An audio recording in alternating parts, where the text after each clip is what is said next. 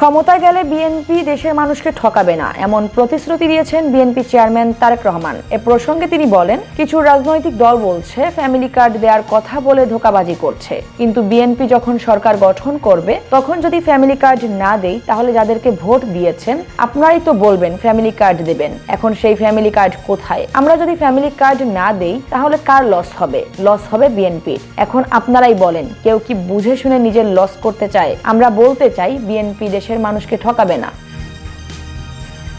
কুমিল্লায় নির্বাচনী জনসভায় দলের ভবিষ্যৎ পরিকল্পনা তুলে ধরেছেন বিএনপি চেয়ারম্যান। নিজেদের পরিকল্পনার উপর জনগণের আস্থা ও বিশ্বাসের গুরুত্ব ব্যাখ্যা করতে গিয়ে তারেক রহমান বলেন, আজকের ওই নির্বাচনী জনসভায় এসেছি আমাদের পরিকল্পনাগুলো আপনাদের মাঝে তুলে ধরার জন্য। আজকে কয়েকটি পরিকল্পনার কথা উল্লেখ করব, যেগুলোর সাথে প্রান্তিক পর্যায়ের মানুষের সঙ্গে সম্পৃক্ততা রয়েছে। আমরা যদি পরিকল্পনা বাস্তবায়ন করি তাহলে আপনারাই উপকৃত হবেন, আর যদি বাস্তবায়ন না করি তাহলে আমাদের উপর কি আপনাদের আস্থা বিশ্বাস থাকবে? কি থাকবে না। অতীতের শাসনামলের অভিজ্ঞতা তুলে ধরে উন্নয়ন ও জনসেবায় নিজ দলের অবস্থান ব্যাখ্যা করেন বিএনপির চেয়ারম্যান। এ সময় তিনি বলেন, বিএনপি আগে কয়েকবার দেশ পরিচালনা করেছিল। খাল খনন, কৃষক ঋণ মকুব সহ আরো অনেক কাজ করেছিল বিএনপি, কিন্তু এখন এই এলাকার মানুষের রাস্তাঘাট, চিকিৎসা, শিক্ষা এরকম অনেক সমস্যা রয়েছে।